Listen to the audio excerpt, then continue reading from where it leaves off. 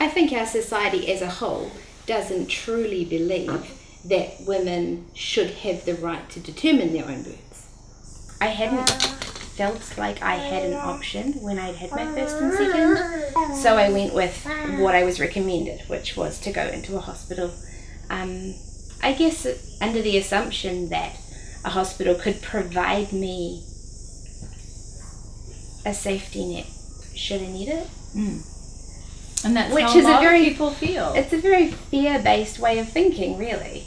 Because rather than expecting that my birth would go smoothly and everything would just be fine, I was just simply by making the decision to go to a hospital, for me, that meant assuming something could go wrong.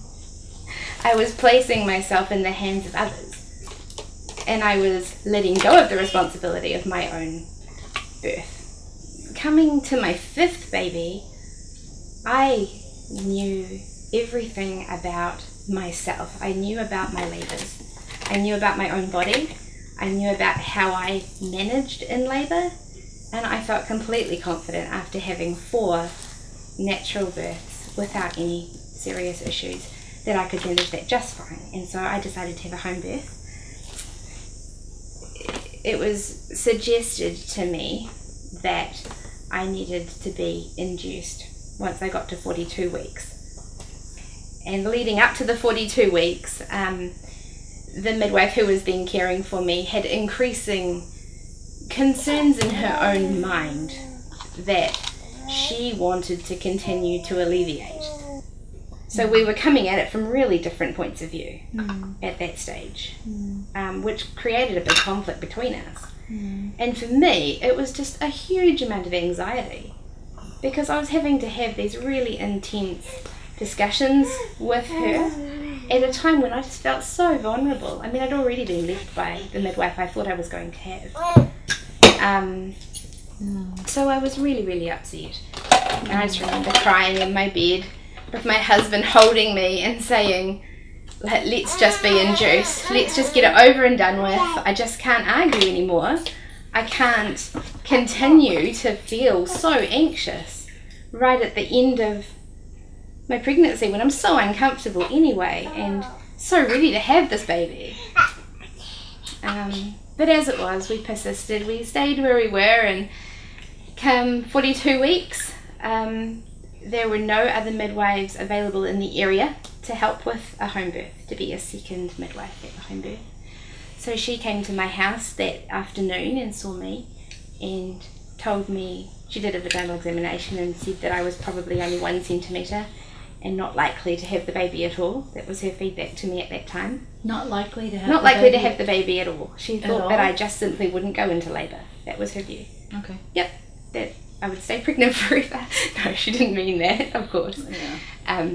She just didn't expect me to have the baby that night. So we went to Murawai Beach and we had a beautiful walk on the beach and we just sat there until the sun set, and we took the other kids out to have a big run around, and coming back from that walk was probably the first time I actually felt calm. And sure enough, that night I went into labour. Well, we had an obstetrician sit down with us, and because he was very black and white and he wanted us managed in the way he wanted us managed, he said to me, you can have a perfectly healthy scan with your baby like you have today, and then tomorrow, dead baby. That rang warning bells for me, because who in their right mind says that to a pregnant woman when the stats say the possibility of that is 0.04% or something like that. The anxiety that causes is more has risk in itself. So that was where I was coming from, and with Bodhi I really wanted to understand what was happening, because I felt like maybe that was part of the problem. And educating myself, I realised home was the best place for me. So your midwife that you'd chosen to be your midwife through this pregnancy was away on holiday. Yeah. for over a month, and I'd just done the gestational, what do you call it, GG? Polycose. That's it, the test. The first one. The second one. Of the GTT. Yeah, like Yep. the day she left or something, and Okay. she texted me the results saying, unfortunately, your glucose is sitting quite high, and you're going to have to go through the diabetic clinic. And that's where the process started, with being exposed to a whole lot of information, like overload of potential risks and advised risk management, and she called me on the phone and she said, because we need you to come in because we think you need to be taking insulin. And that, I was in the car on the phone, I just started crying because that seemed so extreme, from going one end of the scale to the other. So I started taking this insulin at night, and the risks factors are all to do with baby being too big. So I think that has a place, and I think maybe that was the right thing to do, possibly. But because of that, I started to do research and look at what the risks looked like and what they meant for my situation. So I think it's really important, not just to hear the doctor or the person in power tell you what it is that they see as a risk, but also look at how you sit within those risks. After every conversation I had with professionals in the hospital, they'd still say, but it's still your choice. Hear that, understand that, be empowered that yes, in the end it is your choice. So make an informed decision. Don't just be bullied or pressured into a decision that feels wrong. Trust your intuition, because in the end you're the one carrying the baby. You have a spiritual connection as well as a physical connection to that baby. So my first experience giving birth was giving birth to twins. Mm-hmm. And they were identical twins, so they shared their placenta, so it was a little bit more high risk. That was what I was told at every single appointment I ever had. Mm-hmm. And I wanted a natural birth. That was like my one thing that I knew in my mind that I wanted. And I boys. Yeah, I was going to have that. And I was still being offered C-sections at every appointment. Yeah. And they were just like, we'll see how you go. There was never any encouragement, for a vaginal. Yeah. So that was already like, had got my back up a bit, because I just didn't feel supported. But I did have a good midwife who supported that. Mm. So the obstetrician just literally came in and took over everything, didn't introduce herself to my midwife, didn't give me any options. She was like, right, you need to put your legs up in stirrups, and I did not want that. You had an epidural, right? I was like, absolutely fine during the labour. And then it started to get on, and they just kept coming in and were like, we really want you to have an epidural. And my midwife wasn't there, so I just like looked at my husband, and he was like scared and I was scared. Mm. So I just like said yes, and then like they didn't tell me that I wouldn't be able to walk around, or like they just said, oh, you're going to have a catheter now, you're not going to be able to do anything, the epidural, you're just going to have to lie in bed for the whole thing. And I didn't know that, because I didn't want a catheter. I didn't want to lie in bed. Like, I wanted to just be in labour. And then I heard her say to one of the midwives, like, she had a couple of midwives, and then there was my midwife, and she was like, get me the scalpel. And I just stopped and I sat up and I was like, what did you just say? And she just stared at me, and I was like, I do not want an episiotomy. And she didn't say anything, and I just lay back down, and I just said to my husband, do not let her cut me. After about 15 minutes, she got them again. She was like, no, you need it, and she just cut me. Yeah, so I had an episiotomy, and I didn't even know. She just injected me, cut me, and then Henry came out. So it was just like very full on, very intense. You have to have a birth plan or preferences. I call it a plan, because plans vary. Yeah, You can have exactly. A, B, C, D all the way to Z. You have to know what you want, and it is important. That was your first set of twins. That was my first birth, and yeah, I did get to birth them naturally, and I'm so grateful for that.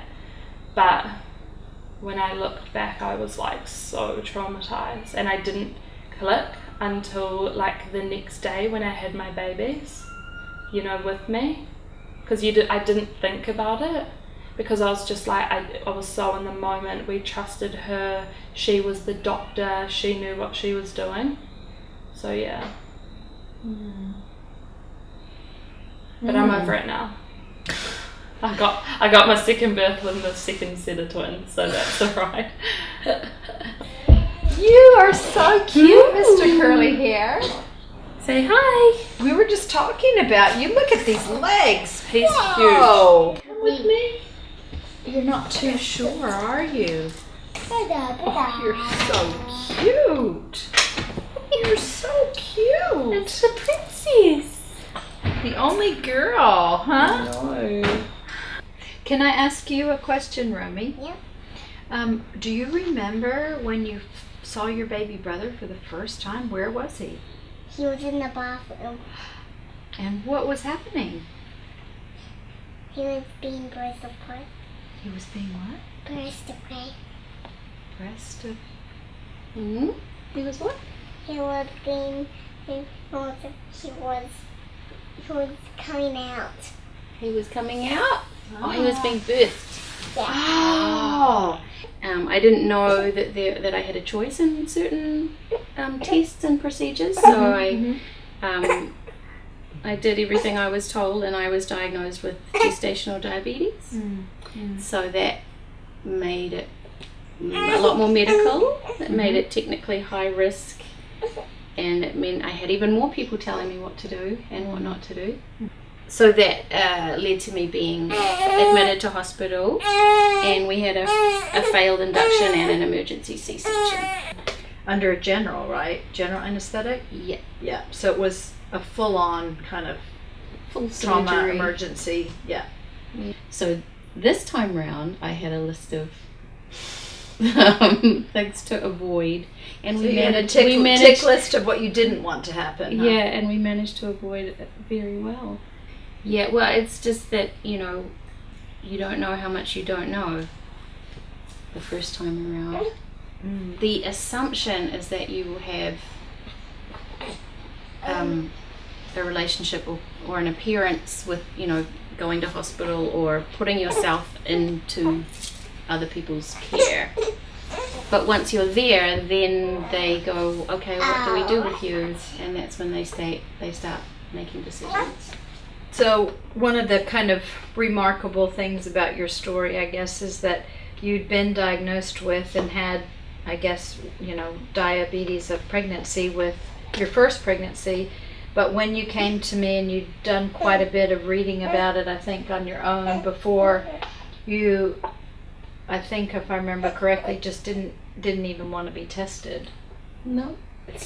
It now seems nonsensical to me to kind of hand yourself over to some expert or authority who is going to make decisions for you that by and large they are not going to have to live with.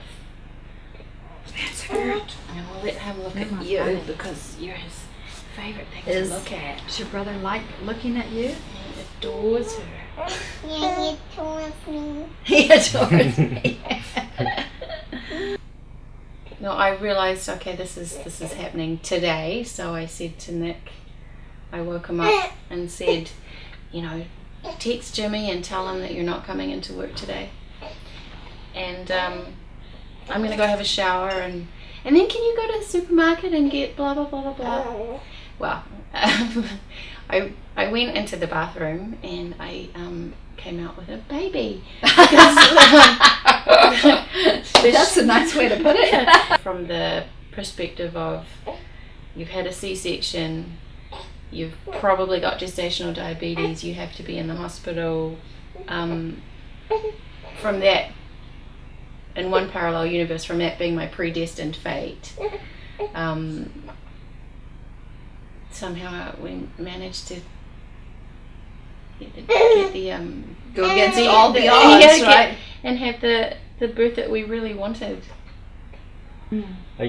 With my experience with the first time around with the birth was kind of, I just thought, I was probably quite a bit less informed than Nads was, but I just sort of assumed what I think that most people assume is kind of like, you don't really know that much, so your midwife is the one who tells you what you sort of need to do, and if she tells you that you need to do something, then that's kind of what you need to do. The birth that she'd had, that was all intervention, she felt like things were being done for her and everything was kind of taken out of her hands. For her to birth the baby almost all by herself was probably like a really redeeming thing. I think it was kind of like the best, actually was the perfect outcome. way that it could have gone down. So I am a midwife working at Auckland City Hospital, and I work on a high-risk combined antenatal postnatal ward. So the women who come into our care are people who've got underlying health problems. So they might be diabetic or might have cardiac issues. Most common thing we probably see is high blood pressure. And so those women are with us so that we can monitor their safety and their baby's safety while they're still pregnant, and intervene promptly if necessary. What we're talking about is promoting women's choice and women feeling in control of their situation. And for our women, a lot of those choices are now limited because things aren't on that normal path. And what we aim to do, so what I really want to get across is that the hospital team are composed of living, breathing, compassionate people too, and we really want what's going to be best for this woman and best for her baby.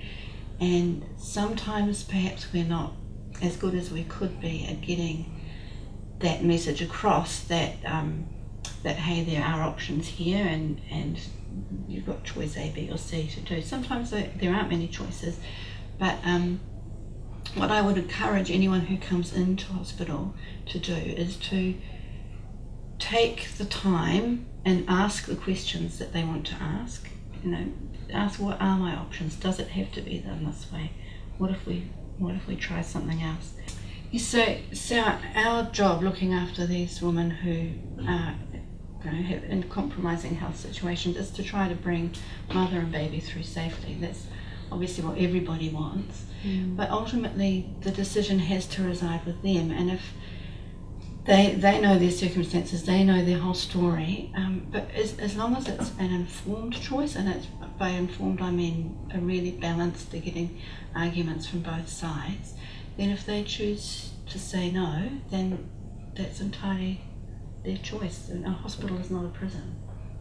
So many people, when I said, I went to 43 weeks, and the looks on their faces, and they're like, oh my God, they literally, without doubt, every single person says, well, I can't believe they let you go that long. What do you mean they? It was my choice. Who is this they that you're speaking of? Because I was scared. I was just hoping, like, yes, I was doing the right thing, and giving him as much time as I could to allow him to come. And in the end, he wasn't, and we needed him out. And so I like to say I've submitted to the drip, but once that happened, and once I got my head around this is how my birth is going to go, and I can actually still birth my baby from here, I felt much more comfortable. I just had to get my head into that place of, okay, things aren't going the way I would like them to go. However, there is still plenty of opportunity here for me to birth him the way I wanted to. I was brought up by my mum, who was very natural and into the normal process of life, and had 3 of her babies at home, and my auntie had her children at home as well, and we were all kind of lived down the street from each other, so they'd always be talking about it, and it was just so available for us. So that's kind of what you grew up with as normal. Yeah. But I thought everyone did. Yeah. And your mom is Pākehā? Yes. And your dad is Maori? Is that right? Yeah. Yeah. And so you just grew up thinking home birth is where you have your babies. Yeah. That's where you would have your babies someday? Yeah, definitely. That's where I always thought I'd have my baby is at home. Yeah. What's the difficulty that you've been having with your birth plans? Pretty much the whole time since I've seen you, I've come across a lot of people who say because I've got epilepsy, I should not have my baby at home. I shouldn't even consider it. And also a lot of people, doctors and my midwife, because it's my first baby, that we don't know what's going to happen, so I should just be in the hospital for safety.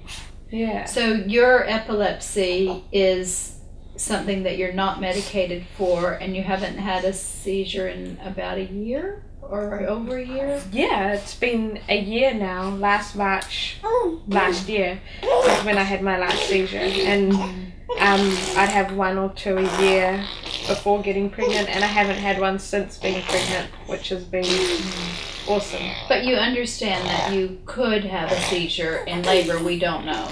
Definitely. I could have one now if my hormones decide to change and it triggers it. Yeah. Definitely. Yeah. How do you feel about a plan that will start off at home, and if everything goes well, that we will plan to stay there, but there might be a reason that we'd have to transfer?